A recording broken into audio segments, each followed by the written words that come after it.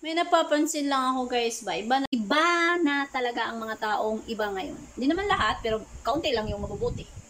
Alam mo yung tipong meron kang tinuturing mo silang kaibigan, tapos biglang bumisita sa'yo, biglang nagsinamok ba?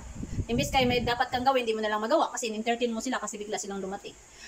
Tapos alam nyo guys, instead na ma-appreciate ka nila, hindi nang nangyayari. Gumagalaw yung mga mata, paikot-ikot. Tapos pag uwi niyan, pinag-chismis ka na makalat daw yung bahay, hindi daw malinis, hindi daw maganda ang bahay. Alam nyo guys, kayo pa yung nang disturbo, kayo pa yung nagsinamok, kayo pa yung buwisita, tapos kayo pa yung namimintas.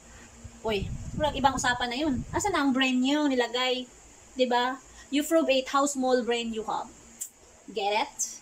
Sorry kung ganito talaga ako magsalita kasi alam kong maraming taong ganon.